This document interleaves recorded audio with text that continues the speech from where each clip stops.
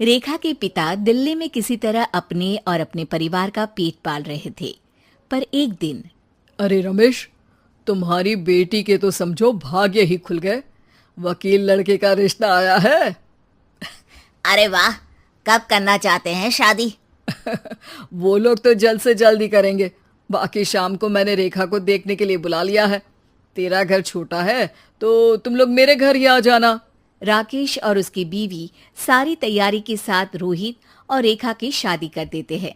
लेकिन अगले ही दिन, देखो रेखा, शादी भले ही हो गई है, लेकिन तुम ये मत सोचना कि मैं किसी जोरू के गुलाम टाइप रहूंगा।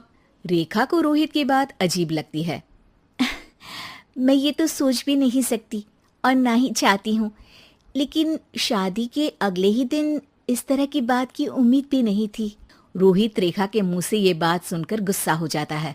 अरे, काफी जबान भी चला लेती हो। माँ ने सिखाया नहीं कि पति से कैसे बात करते हैं? रेखा अब चुप रहने में ही भलाई समझती है। रेखा, जल्दी से नाश्ता तैयार कर लो। आज पहला दिन है, सारे काम तुम्हें समझा दूंगी। ये नौकरानी है जो तुम्हें बता देगी कि कैसे कैसे क्या करना है। फिर इसकी कल से छुट्टी है। रेखा भी ससुराल में जी जान लगाकर काम करने लगती है। खाली समय मिलता तो पति के वकालत की किताब उठाकर पढ़ने लगती।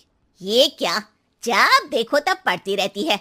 अच्छा सुन, कल पिता के घर से 20,000 रुपये लेकर आना। मेरे छोटे बेटे की फीस भरनी है। लेकिन पापा क्यों भरेंगे उसकी फीस? अरे वाह जी वाह, पापा क्यों भरेंगे? तो ये बता, हम क्यों रखेंगे तुझे यहाँ? क्यों खाना देंगे फ्री में? अरे, क्योंकि मैं बहू हूँ इस घर की। तभी वहाँ रोहित आ जाता है। अरे वाह, बड़ी जबान चला रही हो। चुपचाप माँ जो कह रही है वैसा कर, वरना सामान उठा और जा अपनी झोपड़ी में।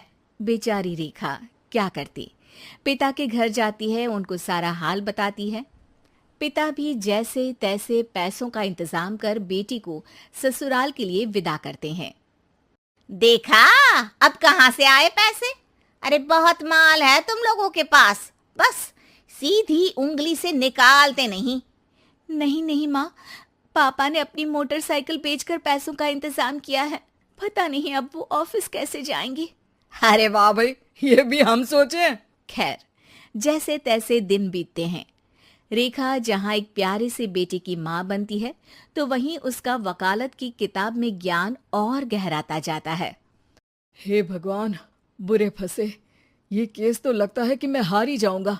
देखिए, मैंने आपकी इस केस की फाइल पढ़ी थी। इस केस को जीतना बहुत ही आसान है। वाह भाई वाह, यहाँ वकालत की डिग्री लेकर भी मैं समझ नहीं पा रहा हूँ, और तुमने रोटी बनाते बनाते ही केस समझ लिया।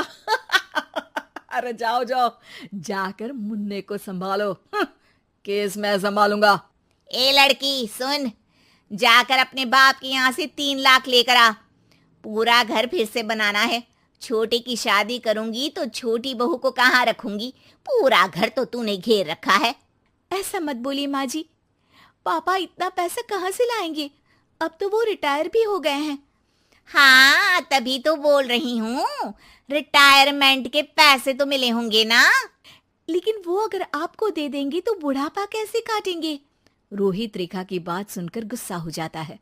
ए सुन, चल अपना सामान उठा, अपना बच्चा उठा और निकल यहाँ से।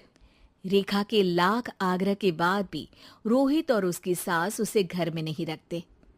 पापा, मैं तलाक चाहती हूँ। बेटा, मेरे पास वकील के पैसे नहीं है। पापा, आप मुझे वकालत करवा दीजिए, अपना केस मैं खुद लड़ूंगी। इस बार रेखा के पिता भी उसे ससुराल ना भेजकर रिटायरमेंट के पैसों से वकालत करवाते हैं। और फिर एक दिन कोर्ट के बाहर, रोहित, आज तुम अपना ही केस हार गए, वो भी उस लड़की से जिसकी तुमने कभी कदर ही नहीं की। रेखा, मुझे माफ कर दो। मैं इतनी बड़ी अमाउंट कहाँ से लाऊंगा? मैं हर महीने पैसे नहीं दे सकता तुमको। पैसे वहीं से लाना जहाँ से तुम मेरे पापा को लाने के लिए मजबूर करते थे। एक पिता अपनी बेटी की शादी उसकी खुशहाली के लिए करता है, ना कि सारी जिंदगी कर्जदार बनने के लिए। अरे, मेरे ही बेटे की किताब पढ़ पढ़ कर ज्ञान बांट रही हो? वकालत की किताब तो ससुराल में ही पड़ी थी ना। बिल्कुल, यहाँ मेरी गलती रही। जिस पैसे से मैंने इसकी शादी की थी, मुझे वो पैसे पहले इसकी पढ़ाई में लगाना चाहिए था। और आज रेखा एक जानी मानी वकील के रूप में काम कर रही है।